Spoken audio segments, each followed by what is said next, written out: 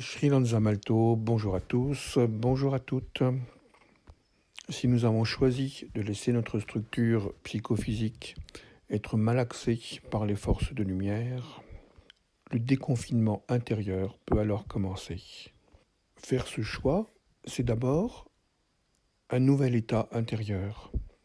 Ce nouvel état est construit sur la compréhension et l'acceptation de la puissance du oui. Dire oui à toutes les mutations intérieures, quel que soit leur inconfort. Laisser circuler à l'intérieur de son corps les nouvelles fréquences de lumière, les flux de chaleur, les douleurs, activant nos nouveaux récepteurs. C'est permettre ainsi volontairement et consciemment la reprogrammation de nos structures psychophysiques par les forces de lumière. Dire oui aux mutations, c'est refuser l'irruption de la peur et de l'inquiétude, qui sont des fonctions de verrouillage de notre réorganisation spirituelle.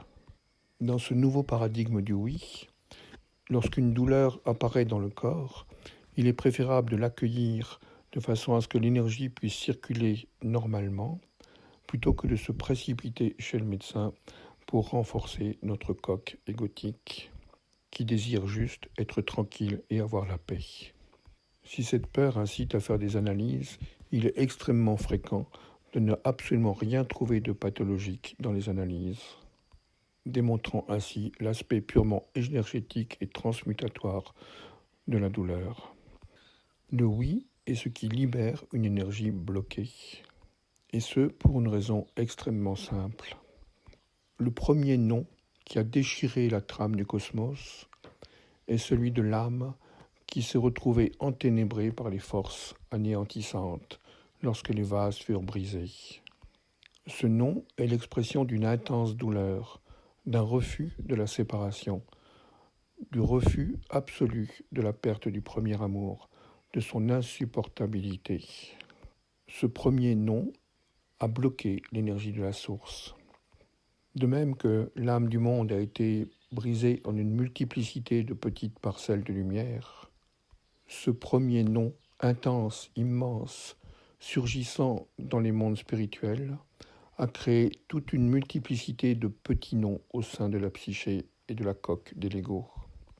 Chacun de ces petits noms a bloqué une énergie circulante, a bloqué la circulation des énergies de l'alliance au sein de nos structures, créant ainsi toute une série de stases énergétiques devenues progressivement douloureuses pour le corps et la psyché.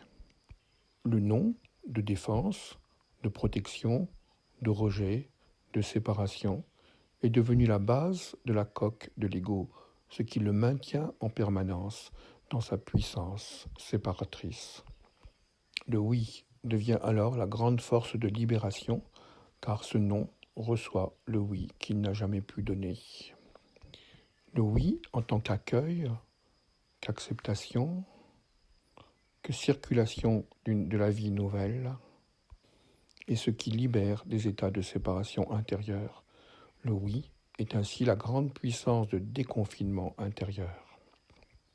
Bien sûr, ce oui est une puissance issue de la conscience et bien évidemment pas un état de soumission. La soumission étant un oui psychique qui en réalité est un non à la puissance de l'être qui nous anime. Ce grand oui que notre conscience porte en accord avec la nature même de l'être peut également s'exprimer dans le monde par l'expression d'un non. Un non ferme et bienveillant qui refuse les processus de soumission, de dépendance et de prise de pouvoir de l'extérieur. Ceci est un oui de votre être à vous-même. Le oui est donc une qualité intérieure d'accueil qui part de sa propre intégrité et vise à restaurer la totalité des circuits énergétiques subtils de nos structures psychophysiques, libérant les stases d'énergie de façon à ce que nous puissions progressivement récupérer cette énergie et la remettre au service de notre chemin d'évolution. Le oui devient alors un activateur de la plus grande vie au sein de nous-mêmes. Dire oui à l'intérieur de nous, c'est dissoudre cette part d'automatisme de notre ego qui, instrumentalisée par la peur et l'inquiétude et la souffrance, a pour réflexe de toujours dire non avant de décider quelque chose. La première étape pour accepter d'être malaxé par les forces de lumière est donc de dire oui.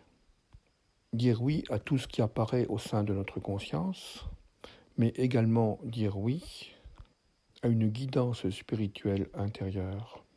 Car, on l'aura compris, dans les mondes invisibles fractionnés, il n'y a bien évidemment pas que des entités bienveillantes. Aussi, dire oui, c'est aussi se mettre sous la protection de champs de lumière qui vont nous guider dans le chemin du retour. Nous réinscrire dans cette grande chaîne des êtres de lumière qui sont descendus en incarnation depuis la source jusqu'à notre incarnation. C'est renoncer à notre état d'être séparé, isolé et pseudo-autonome. Il s'agit donc d'installer une relation verticale avec des êtres de lumière qui vont pouvoir guider notre chemin de retour vers la source. Il existe, selon les traditions, différentes possibilités. Nous pouvons, par exemple, nous relier à une déité du monde bouddhiste, ou bien nous relier à une des 4 forces archangéliques, Gabriel, Raphaël, Michael et Auriel, de la tradition occidentale. Ou bien retrouver la chaîne des maîtres soufis qui nous mène vers les processus de libération et d'éveil. Peu importe, pourvu que nous ayons retrouvé un fil conducteur vers la lumière éternelle.